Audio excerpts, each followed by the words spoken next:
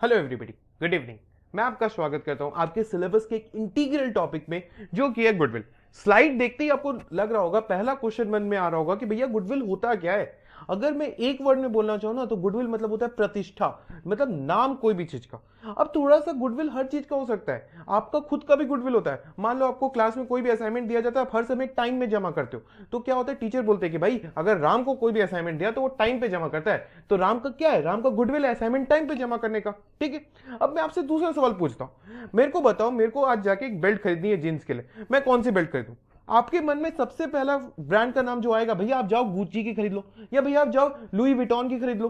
क्या और कहीं बेल्ट नहीं मिलता? मिलता है भैया, फुटपाथ में भी 100-100 रुपए में बेल्ट मिलते हैं, पर नहीं, आपके मन में सबसे पहले आएगा गुची, लुई विटॉन, वुडलैंड। क्यों? क्योंकि इन्होंने आपके मन में एक माइंडसेट सेट कर दिया है कि भाई हमारी बेल्ट्स अच्छी है, हम ही से बेल्ट्स लो, हमसे लोगे तो एक स्टेटस सिंबल आएगा। ठीक है, अब मान लो आप अपने घर में जाओ, किचन में जाओ, देखो कौन सा नमक इस्तेमाल होता है, मोस्टली घर में इस्तेमाल होता है टाटा की नमक, टाटा सॉल्ट। चाय पत्ती देख लो, टाटा की टी इस्तेमाल होती है। कोई भी चीजों में टाटा पे लोग ज्यादा भरोसा करते हैं। क्यों? क्योंकि लोगों के मन में है कि भाई टाटा हमें कोई भी खराब प्रोडक्ट नहीं देगा। आप शेयर मार्केट में भी देख लोगे ना, तो लोग टाटा के शेयर्स में ज्यादा इन्वेस्ट करने का सोचते हैं। क्यों? क्योंकि लोगों को लगता है स्टेबिलिटी है। गाड़ी खरीदनी है, टाटा मोटर्स की खरीद लो। लोगों को एक विश्वास हो गया कि भाई ये एक ऐसी कंपनी है जिसके प्रोडक्ट्स हमें धोखा नहीं देंगे, जिसका शेयर्स हमें धोखा नहीं देगा, जो खुद कंपनी हमारे लिए चल रही है। ठीक है, तो जो ये नाम बन जाता है ना आपके माइंडसेट से, एक्चुअली क्या होता है, गुडविल आपका खेलता है आपके मन से कि भाई मैं अपना इतना अच्छा नाम बना लूंगा कि आप जब भी आओगे मेरे पास ही आओगे। एक बार आप गुची की बेल्ट खरीद के देखना, इतना अच्छा चलेगा, आपको हर लोग तारीफ करेगा, एक स्टेटस सिंबल लगेगा ना, वापस आप जाके गुची की बेल्ट नहीं खरीदोगे। मेरे कई दोस्त हैं, लोग आईफोन इस्तेमाल करते हैं, एक बार आईफोन इस्तेमाल कर लेंगे ना, दोबारा एंड्रॉइड में नहीं आना चाहेंगे। क्यों? क्योंकि वो बिग ब्रांड लॉयल्टी बना देता है। ठीक है, तो भाई अब अगर अकाउंटिंग के टर्म्स में मैं देखूं तो गुडविल इज द बेनिफिट और advantage of a good name. जो अभी अभी मैंने बोला कि भाई गुड नेम का, नाम का एडवांटेज है, रेप्यूटेशन, प्रतिष्ठा और connections of business, attractive force है विच ब्रिंग्स इन कस्टमर्स। अभी अभी एग्जांपल दिया, मेरे दोस्त जो आईफोन इस्तेमाल करते हैं, मैं उन्हें अपना एंड्रॉइड का फोन दिखाता हूं ना, बोलते हैं भाग क्या खराब फोन है। क्यों? क्योंकि उनको वो एक समय वो भी एंड्रॉइड यूज करते थे, पर ऐसे आईफोन ने उन्हें अपने साथ बांध लिया है कि भाई वो बार बार आईफोन के फीचर्स यूज करेंगे। अब एक बार आईफोन खरीद लिया ना, उसके बाद क्या, उसी के एयरपॉड्स खरीदेंगे, उसी का चार्जर, उसी का सब कुछ। तो क्या एक ब्रांड लॉयल्टी हो जाता है कि भाई मैं खरीदूंगा तो ये चीजों को खरीदूंगा। It is a one thing which distinguishes an old stabilized business from a new business at its first start। अब मान लो मैं आपको ये लोगो देखूं और बताऊं भाई मेरे को बताओ ये लोगो क्या चीज का है, आप तुरंत देखते बता दोगे भैया ये लोगो नाइक का है, ये सभी नाइक के कलर्स के लोगो है। अरे भाई क्यों आपने बता दिया? क्योंकि आपने ये लोगो बार बार हर समय आपके आसपास देखा है, आपने हो सकता है इसके प्रोडक्ट्स भी इस्तेमाल किए होंगे, और जब किए होंगे तो आपको अच्छा लगा होगा। तो ये आपको एक डिस्टिंग्विशन फैक्ट भी बन जाता है कि भाई देखते ही पता चल जाए कि भाई ये नाइक का है। ठीक है, goodwill is defined as the value of the earning capacity, कितना आप अर्न कर सकते हो, और फर्म नॉर्मल से ज्यादा प्रॉफिट कमाने की इच्छा रखता है। ठीक है, अब मान लो मैं और मेरा दोस्त दोनों हम लोग मिलकर एक टेक्सटाइल बिजनेस स्टार्ट करते हैं। ठीक है, हम लोग दोनों ने अपने एक साथ शॉप डाली, हम लोग दोनों ने एक ही जगह शॉप डाली और एक ही कैपिटल इन्वेस्टमेंट भी किया, उसने भी 3 लाख रुपए डाले, मैंने भी 3 लाख रुपए डाले। पर होता क्या है ना, मैं कस्टमर जब मेरे दुकान में आते हैं मैं उनसे अच्छे से बात करता हूं, मैं क्या करता हूं, उन्हें एक्स्ट्रा एडवांटेज देता हूं। मान लो उन्होंने 100 रुपए की छूट मांगी, मैंने दे दी। मैंने उन्हें यहां तक भी बोल दिया कि भाई एक काम करो, अगर आपको समझ में नहीं आया 2 दिन बाद वापस कर देना मेरे यहाँ के कपड़े, यहां तक कि आप कपड़े एक बार ट्राई कर सकते हो मेरी दुकान में। तो इससे क्या होगा, मैंने कस्टमर्स को एक एडवांटेज देते जा रहा हूं, मैं कस्टमर्स को अलग अलग ऑफर्स दे रहा हूं, मैं कस्टमर को एक तरह से ललचाने की कोशिश कर रहा हूं। सही बात है। और वहीं दूसरी तरफ मेरा दोस्त कस्टमर से अच्छे से बात नहीं करता, उन्हें बोलता नहीं ट्राई नहीं कर सकते, एक बार ले लिया तो वापस नहीं कर सकते, उन्हें बेनिफिट्स नहीं देता, जिसके कारण क्या होता है, धीरे धीरे हो सकता है इनिशियली हम लोग का बिजनेस सेम पेस पे चले, पर धीरे धीरे क्या होगा, मेरा बिजनेस बढ़ जाएगा और उसका बिजनेस घट जाएगा। क्यों?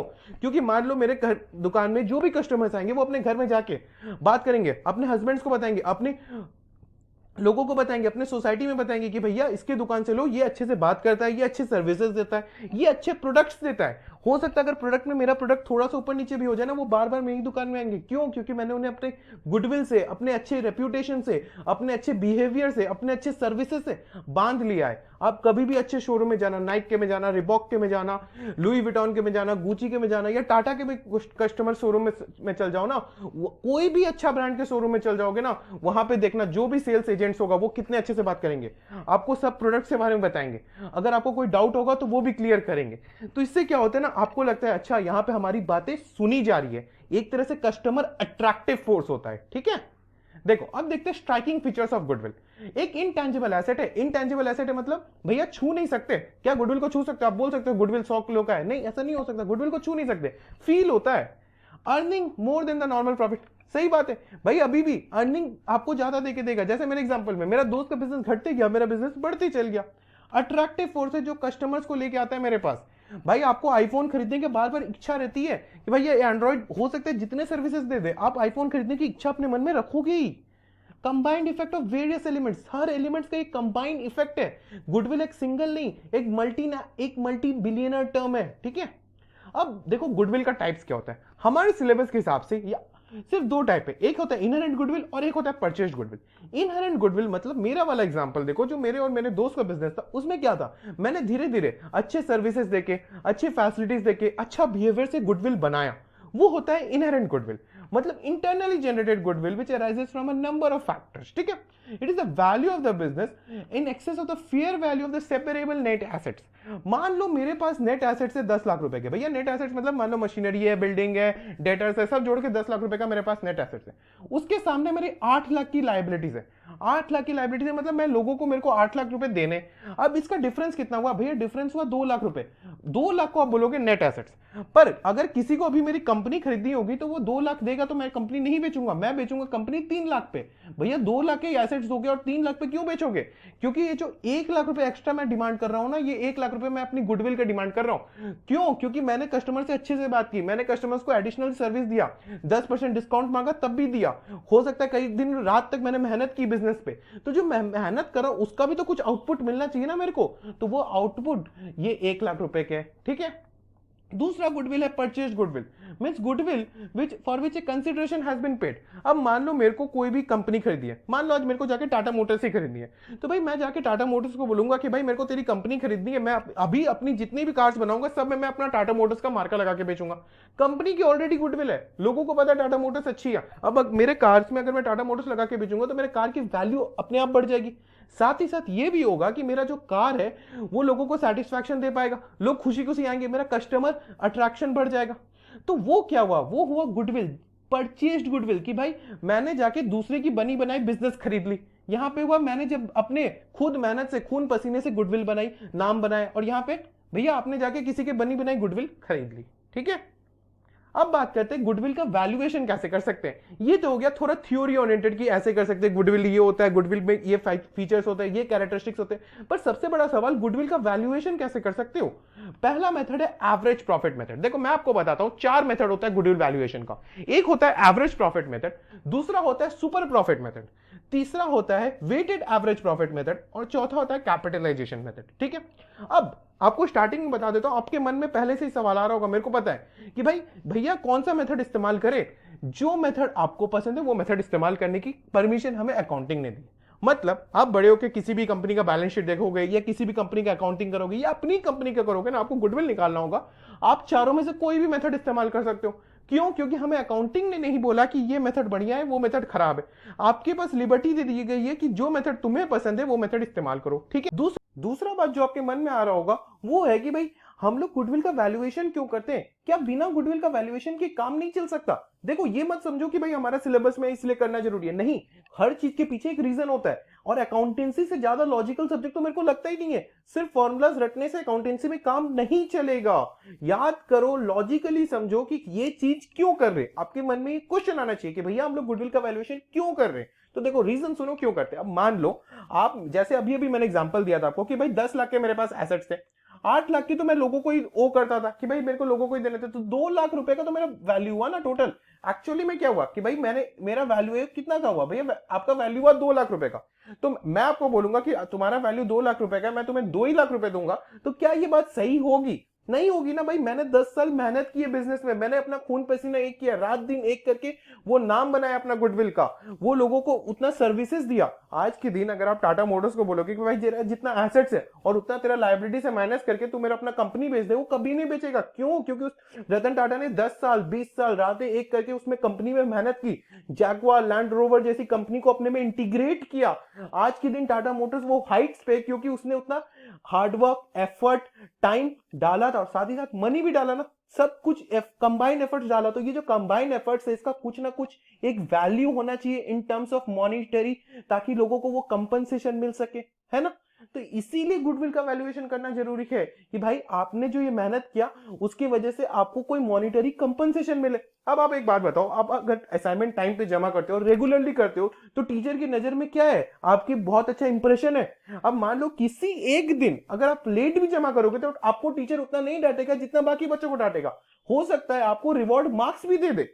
तो ये क्यों? क्योंकि टीचर को लगता है अरे भाई ये तो हर दिन अच्छा करता है, एक दिन खराब कर दिया तो क्या हो गया, वैसा वाला इमेज बन जाता है। ठीक है, तो देखो एवरेज प्रॉफिट मेथड के हिसाब से गुडविल का वैल्यूएशन कैसे करते हैं। Normal past business profits of a number of years are taken into account and any abnormal profits are to be subtracted and any abnormal losses to be added back. दो points है, पहला है normal past business profits, जैसे आपको लग रहा है average profit method. Average मतलब क्या होता है, किन्हीं भी चीजों का एवरेज, तो पिछले बिजनेस प्रॉफिट्स का एवरेज ले लो और उसके हिसाब से गुडविल निकाल लो। ठीक है, दूसरा कॉन्सेप्ट है एक तो एबनॉर्मल प्रॉफिट्स और एबनॉर्मल लॉसेस का।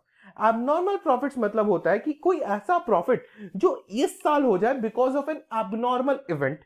सेम होता है एबनॉर्मल लॉस का, कि कोई ऐसा लॉस हो जाए इस साल जो कि एक कंटिन्यू नहीं हो। जैसे मान लो आपके फैक्ट्री में आग लग गई, क्या आप ये चीज सोच के चलोगे कि हर साल मेरे फैक्ट्री में आग लगे? नहीं, ये तो इस साल लग गया होगा, हो सकता है कोई इलेक्ट्रिक फॉल्ट आ गया होगा, या हो सकता है सामने वाले की वजह से लग गई हो। तो एक पर्टिकुलर इवेंट की वजह से आपका लॉस हो गया जो कि कंटिन्यू नहीं होगा आने वाले सालों में। या एबनॉर्मल प्रॉफिट ले लो, मान लो आप टेक्सटाइल का बिजनेस करते हो, आपको इस साल बहुत बड़ा स्कूल का कॉन्ट्रैक्ट मिल गया, क्या वो स्कूल का कॉन्ट्रैक्ट हर साल मिलेगा? तो ठीक है, अगर वो स्कूल का कॉन्ट्रैक्ट हर साल नहीं मिलेगा, सिर्फ इस साल मिला है, तो वो आपके लिए एबनॉर्मल प्रॉफिट है। अब एक चीज बताओ, ये एबनॉर्मल प्रॉफिट की वजह से आपका जो प्रेजेंट ईयर का प्रॉफिट है वो भाग गया होगा। सही बात है भैया, भाग गया होगा, पर वो क्या हर साल उतना जाएगा? ऑब्वियसली नहीं जाएगा। तो इसीलिए हमें अकाउंटिंग बोलता है कि अगर वो चीज हर साल नहीं जाएगी तो उसे सब्ट्रैक्ट कर लो गुडविल निकालने से पहले, ताकि लोगों को एक सही एस्टीमेट मिल सके। अब मान लो आपका मैथ्स में मार्क्स आता है 70, ठीक है, आपको पता है मेरा हर साल मैथ्स में 68, 70, 72, 75 इसी के आसपास आता है। आपने एक साल बहुत ज्यादा मेहनत करके, या आपने एक साल मान लो क्वेश्चन ही बहुत ज्यादा इजी आ गया और आपका मार्क्स आ गया 80, क्या हर साल क्वेश्चन इजी आएगा और आपका मार्क्स 80 आएगा? नहीं भैया, गारंटी नहीं है। तीसरे साल हो सकता है वापस हम 70 में ही आ जाए। तो क्या ये एक साल का एस्टीमेट जो आपका 80 आया है, क्या आप ये क्लेम कर सकते हो कि हर बार मेरा मार्क्स 80 आएगा? नहीं। और अगर आप ये क्लेम कर रहे हो तो आप गलत क्लेम करते हो। क्यों? क्योंकि भैया मेरा तो टारगेट या मेरा तो एवरेज 70 ही है, पर क्वेश्चन इजी आने की वजह से 80 हो गया था। तो इसीलिए वो 80 वाला ईयर को आप एवरेज में नहीं ले सकते, ठीक है, क्योंकि आपका एवरेज गलत आ जाएगा, या एवरेज इन्फ्लेटेड आ जाएगा, ज्यादा आ जाएगा, जो कि रॉन्ग है। सिमिलरली एबनॉर्मल लॉस की वजह से मान लो क्वेश्चन पेपर हार्ड आ जाता और आपका मार्क्स आ जाता 40, तो क्या मैं हर साल क्लेम कर देता कि भाई मेरा मार्क्स 40 आएगा? नहीं, मेरा मार्क्स तो 70 आता था भैया, क्वेश्चन पेपर हार्ड होने की वजह से 40 हो गया था। ठीक है, इसीलिए वो जो एबनॉर्मल लॉस होगा उसको ऐड बैक कर देना चाहिए। अब देखो, गुडविल इज एवरेज प्रॉफिट, हर साल का प्रॉफिट का एवरेज लेके और उसको मल्टीप्लाई करो number of years of purchase से। अब मेरे को पता है आपके मन में दूसरा क्वेश्चन क्या होगा, भैया अभी अभी आपने बोला हमें लॉजिकली सब चीजें समझनी है, तो बताओ number of years of purchase होता क्या है? Number of years of purchase मतलब होता है कितने सालों तक आप सेम एवरेज प्रॉफिट कमाओगे। मतलब मेरे को बताओ कितने सालों तक आपको मार्क्स 70 आते रहेगा? भैया आने वाले 3 साल में आएगा, पर चौथे साल हमारा 10th है तो हम लोग और मेहनत करेंगे तो उस साल नहीं आएगा। ठीक है, तो वही वाली बात हो गई, कितने सालों तक the firm is likely to earn the same amount of profit because of its past efforts. सही बात है कि भाई कितने सालों तक आप 10,000 या 20,000 का प्रॉफिट कमाते रहोगे। ठीक है, चलो दूसरा मेथड है सुपर प्रॉफिट मेथड। इसके लिए 2 स्टेप्स है। पहला स्टेप है नॉर्मल प्रॉफिट निकालना। भैया नॉर्मल प्रॉफिट कैसे निकालते? नॉर्मल प्रॉफिट निकालने का एक इजी फॉर्मूला है जो कि है average capital employed into normal rate of return divided by 100। 3 word है, समझने की बहुत दरकार है कि एवरेज प्रॉफिट या एवरेज कैपिटल एम्प्लॉयड क्या होता है। भैया एवरेज कैपिटल एम्प्लॉयड होता है मतलब कितना पैसा आपने बिजनेस में डाल के रखा है। अब एक बात बताओ, अब हम लोग ना वो 11 वाले नहीं रहे कि हम लोग प्रोप्राइटरशिप देख रहे हैं, हम लोग अब थोड़ा सा शिफ्ट कर रहे हैं, अपना अकाउंटिंग शिफ्ट हो रहा है किस तरफ भैया? पार्टनरशिप तरफ। पार्टनरशिप में सिर्फ आपका कैपिटल का बात नहीं हो सकता है। प्रोप्राइटरशिप में क्या होता था, एक बंदा उसी का कैपिटल है, पर पार्टनरशिप में क्या होता है भैया? लोगों का एक कंबाइंड कैपिटल होता है। तो वो कैपिटल साथ ही साथ फ्री रिजर्व्स, ये कैपिटल मतलब लोगों का कंबाइंड कैपिटल। ठीक है, फ्री रिजर्व्स मतलब कितने रिजर्व्स आपने बना के रखे। ठीक है, माइनस फिक्टिशियस एसेट्स मतलब कोई भी फिक्टिशियस एसेट। ठीक है, और दूसरा फॉर्मूला क्या है, या तो ये फॉर्मूले से आप निकाल सकते हो अगर आपके पास क्वेश्चन में गिवन ये इंफॉर्मेशन है। दूसरा फॉर्मूला, या तो सारे एसेट से लायबिलिटीज माइनस कर दो, अब मेरे से मत पूछना ये फॉर्मूला कहां से आया, भाई 11 में पढ़ के आ रहे हो कि भाई ऑल एसेट्स या assets is equal to capital plus liabilities होता था। तो वहीं से मैंने क्या किया भैया, मैंने कैपिटल निकाल लिया तो एसेट्स माइनस लायबिलिटीज कर दी। ठीक है, तो आपका पहला मेथड हुआ भैया, या पहला स्टेप हुआ भैया नॉर्मल प्रॉफिट निकालना। इसमें से हम लोग क्या करेंगे, कैपिटल इंप्लॉयड को मल्टीप्लाई करेंगे किससे, नॉर्मल रेट ऑफ रिटर्न से। भैया नॉर्मल रेट ऑफ रिटर्न क्या होता है, means the return earned by an average industry belonging to that firm. मतलब जैसे मान लो एक आपने स्टॉक मार्केट में 10 लाख रुपए डाले, ठीक है, मैंने आपको बताया कि भाई स्टॉक मार्केट में नॉर्मल रेट ऑफ रिटर्न 10% होता है, मतलब 10 लाख का 10%, 1 लाख रुपया आप हर साल कमाओगे। तो ये क्या है, नॉर्मल रेट ऑफ रिटर्न। और ये रिटर्न मैंने कैसे निकाला है, मैंने 1000 लोगों का एवरेज लेके निकाला था। तो वैसे ही हर इंडस्ट्री का भी अपना अपना एक सेट रिटर्न होता है। जैसे मान लो टेक्सटाइल इंडस्ट्री का 5% है कि भाई आप 10 लाख रुपए डालोगे तो आपको 5% के हिसाब से 50,000 रुपए का रिटर्न मिलेगा। ठीक है, वैसे ही मान लो सीमेंट इंडस्ट्री का 20% है, या क्लोथिंग इंडस्ट्री का 30% है, या फिर एफएमसीजी इंडस्ट्रीज का 40% है, कि मतलब जितना पैसा डालोगे उसका 40% आपको सालाना रिटर्न मिलेगा। ठीक है, तो उससे आपको मल्टीप्लाई करना और 100 से डिवाइड करना पड़ेगा। दूसरा मेथड है सुपर प्रॉफिट निकालने का, कि भाई सुपर प्रॉफिट कैसे निकालेंगे, एवरेज प्रॉफिट जो अभी अभी निकाल के आ रहे हैं उससे नॉर्मल प्रॉफिट को सब्ट्रैक्ट कर लो। थर्ड, गुडविल को मल्टीप्लाई करेंगे super profit into number of years of purchase. भैया number of years of purchase क्या होता है, भाई जितने सालों तक आप वही सुपर प्रॉफिट कमाने की एक्सपेक्टेशन रखते हो। ठीक है, अब हम लोग देखते हैं इससे रिलेटेड थोड़े सम्स, ताकि अपना कॉन्सेप्ट के साथ साथ अपना प्रैक्टिकल एक्सपोजर भी क्लियर होते जाए। ठीक है, यहां ध्यान दो, goodwill is valued at 2 years of purchase of 5 years of average profit. ठीक है, मतलब 2017 में मेरे को 25,000 का प्रॉफिट हुआ था, 2018 में 10,000 का लॉस हुआ था, नेगेटिव फिगर है। 2019 में 18,000 का प्रॉफिट, 2020 में 16,000 का लॉस फिर से, और 2021 में मेरे को 18,000 का प्रॉफिट। ठीक है, हम लोग अभी अभी क्या सीख के आए, एवरेज प्रॉफिट मेथड से निकालना है। भैया एवरेज प्रॉफिट का क्या होता है, पास्ट ईयर्स का प्रॉफिट का एवरेज, मतलब सबको ऐड करेंगे। 25,000 को ऐड कर रहे हैं, 10,000 सब्ट्रैक्ट क्यों कर रहे हैं भैया, क्योंकि 10,000 आपका लॉस का फिगर है, ऑलरेडी नेगेटिव है। 18,000 को ऐड करेंगे, देख लो 18,000 को ऐड करते हैं, 16,000 को भैया सब्ट्रैक्ट करते, 16,000 को सब्ट्रैक्ट करते और 18,000 को फिर से ऐड करते हैं। ये ऐड करने को डिवाइड करेंगे भैया 5 से, क्यों, क्योंकि 5 साल का प्रॉफिट ऐड कर रहे हैं। एवरेज ऐसे ही निकालते थे ना, एवरेज मार्क्स कैसे निकालते थे भैया, नंबर ऑफ ऑब्जर्वेशंस का सम divided by total number of observations. ठीक है, तो सम 7,000, मतलब मैं हर साल एक्सपेक्ट करता हूं कि 7,000 का मैं प्रॉफिट कमाऊंगा। अब ये मैं कितने सालों तक एक्सपेक्ट कर रहा हूं भैया, क्वेश्चन ही हमें बताया कि 2 इयर्स ऑफ परचेज है, मतलब उम्मीद है कि 2 सालों तक मैं 7,000 रुपए का प्रॉफिट कमाऊंगा। तो अभी अभी मैंने आपको स्लाइड्स में क्या बताया कि गुडविल का फॉर्मूला होता है average profit into number of years of purchase.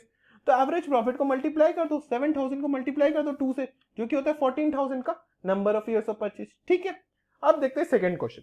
अब पार्टनरशिप फर्म, जैसे मैंने अभी अभी बताया, हम लोग थोड़ा सा आगे बढ़ चुके हैं अब 12th में, कि भाई हम लोग अब वो प्रोप्राइटरशिप में नहीं रहे, अब हम लोग पार्टनरशिप देख रहे हैं, और साथ ही साथ कंपनी अकाउंट्स भी देखेंगे कि लास्ट 3 इयर्स में 2007-8 में मेरे को प्रॉफिट हुआ 150 का, 8-9 में 240 का, और 9-10 में 270 का। ठीक है, फिर से 3 साल का प्रॉफिट दिया हुआ है।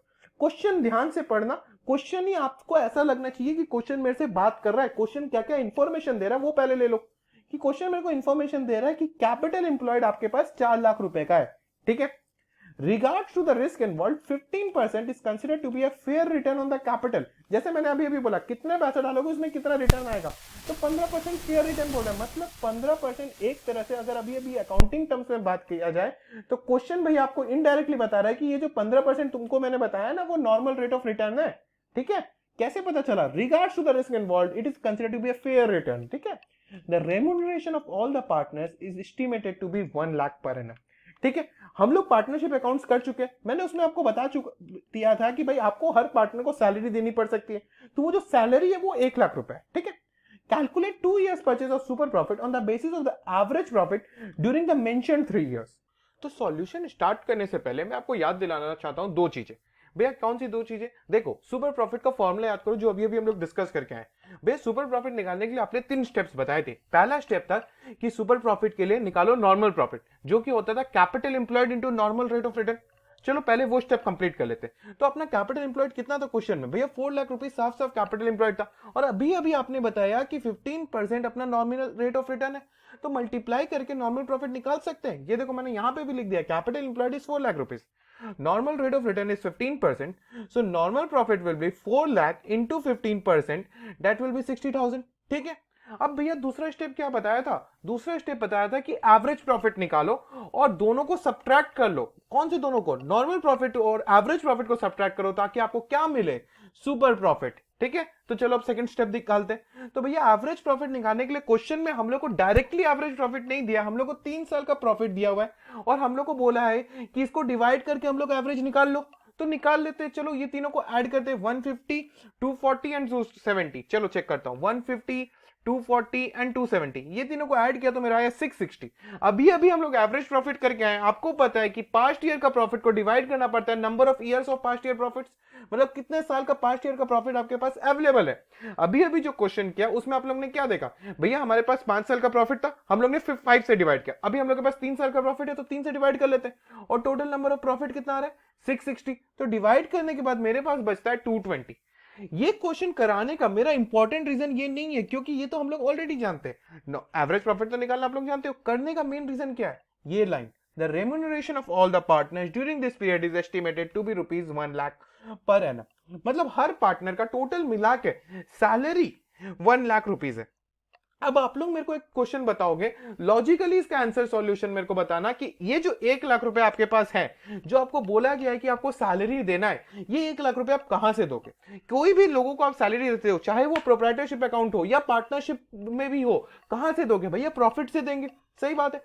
तो अगर मैं ये तीनों ईयर का, ये जो मेरे को प्रॉफिट दिया हुआ है, ये तीनों ईयर का मैं प्रॉफिट कंसिडर करके अगर मैं अपना गुडविल निकाल लेता हूं तो क्या ये मेरा सही गुडविल होगा? नहीं होगा, क्योंकि ऑब्वियसली उसमें ये 1 लाख रुपया इंक्लूड नहीं किया गया है, जिसकी वजह से ये प्रॉफिट्स बढ़े हुए हैं। एक बात बताओ, मैं किसी फर्म में काम करता हूं, अगर वो मेरा सैलरी डिडक्ट नहीं करेगा तो उसकी वजह से क्या होगा? उसका प्रॉफिट बढ़ा हुआ रहेगा ना। एक तरह से आपने फर्म के एक्सपेंसेस डिडक्ट नहीं किए तो आपका प्रॉफिट बढ़ा हुआ है। तो ये जो 1 लाख रुपए आपको सब्ट्रैक्ट करना पड़ेगा आपका प्रॉफिट से, ताकि आप सही प्रॉफिट पे पहुंच सको। देखो, गुडविल आपको निकालना है, सही तरीके से निकालना है। अकाउंटिंग में हम लोग सब काम सही तरीके से लॉजिकल वे से करते हैं। ये जो 2,20,000 मेरे पास एवरेज प्रॉफिट आया, इसमें हर पार्टनर का सैलरी इंक्लूडेड नहीं था, जिसकी वजह से ये बढ़ा हुआ प्रॉफिट था। और अगर मैं इसका इस्तेमाल करके गुडविल निकाल लेता तो मैं गलत रिजल्ट पे पहुंचता। इसीलिए इसको सब्ट्रैक्ट करके मैं करेक्ट एवरेज प्रॉफिट पे पहुंच गया, जो कि है मेरा एक्चुअल एवरेज प्रॉफिट, जो कि है मेरा 1,20,000। अब क्या करते हैं भैया? सुपर प्रॉफिट निकालने के लिए average profit minus normal profit कर लेते हैं। तो एवरेज प्रॉफिट है भैया 1,20,000 और नॉर्मल प्रॉफिट है भैया 60,000। तो सब्ट्रैक्ट करने के बाद बचा 60,000। तो अपना सेकंड स्टेप भी खत्म हो गया। थर्ड स्टेप क्या था भैया? सुपर प्रॉफिट को मल्टीप्लाई कर दो number of years of purchase. कितने सालों तक मैं वही सुपर प्रॉफिट कमाऊंगा? भैया 2 सालों तक क्वेश्चन ने बताया, तो चलो कर लेते हैं। तो सुपर प्रॉफिट कितना है? 60,000। 2 सालों तक मल्टीप्लाई करो तो गुडविल आ जाता है 1,20,000। ठीक है, ये वाला कॉन्सेप्ट समझ में आया ना? क्यों हम लोग सब्ट्रैक्ट कर रहे? इसलिए कर रहे हैं हम लोग रेम्यूनरेशन को सब्ट्रैक्ट, क्योंकि ये रेम्यूनरेशन की वजह से हमारा पार्टनरशिप का जो प्रॉफिट है वो बढ़ा हुआ है, जिसकी वजह से हम लोग एक गलत गुडविल का रिजल्ट पे पहुंच जाते। इस गलत रिजल्ट पे ना पहुंचने की वजह से ही हमें ये रेम्यूनरेशन को सब्ट्रैक्ट करना पड़ेगा। ठीक है, चलो आगे बढ़ते हैं। तो thank you everybody for giving me a patient hearing. हमने इस वीडियो में सिर्फ 2 मेथड्स ऑफ गुडविल सीखा है। कौन से 2 मेथड्स भैया? एवरेज प्रॉफिट मेथड और दूसरा सीखा सुपर प्रॉफिट मेथड। ठीक है, हम लोग आने वाले वीडियो में सीखेंगे कैपिटलाइजेशन मेथड और एक मेथड है जो कि है वेटेड एवरेज प्रॉफिट, और उसके बाद हम लोग एक डिटेल करेंगे सम के साथ। क्योंकि देखो, अपने भले अच्छे से करना है, पूरा जीरो से लेके वो हीरो वाला सफर तक तय करना है। ठीक है, मैं एकदम बेसिक कॉन्सेप्ट तक जा रहा हूं, लॉजिकली जा रहा हूं, और साथ ही साथ इतने सम्स प्रैक्टिस कर लेंगे ना कि और एक्स्ट्रा रेफरेंसेस या कोई इलस्ट्रेशन उठा के देखने की दरकार ही नहीं पड़ेगी। हाँ, हो सकता है आपके पास टाइम है तो आप देखो, कोई वो प्रॉब्लम नहीं है, पर अपने क्लास में, अपने वीडियो में इतने अच्छे से सम प्रैक्टिस करेंगे और एक्चुअली हर एक टॉपिक का सम प्रैक्टिस करेंगे। वो होता है ना, जैसे अभी देखो आपको कितने बेसिक सम्स कराए। ये एवरेज प्रॉफिट वाला जो सम है, अगर कोई जानता होगा तो वो समझ जाएगा कि भैया ये बहुत बेसिक सम है, ये सबसे पहला सम रहेगा आपके बुक में। तो भाई ये किए। अब हम लोग क्या करेंगे, इससे रिलेटेड जो एब्नॉर्मल प्रॉफिट और लॉस वाला कॉन्सेप्ट है ना, देखना वो समझाऊंगा। उससे रिलेटेड 1-2 सम करेंगे क्योंकि उसका आने का चांस ज्यादा है ना। पर ये नहीं है कि बेसिक को छोड़ देंगे, बेसिक के हाथ पकड़ के लेके जाएंगे, क्योंकि रूट्स स्ट्रांग होगा तभी अपना पेड़ उगेगा और उसमें से अपने को अच्छा और टेस्टी फ्रूट मिलेगा। ठीक है, तो भाई keep listening to me. Thank you everybody and keep practising. All the best.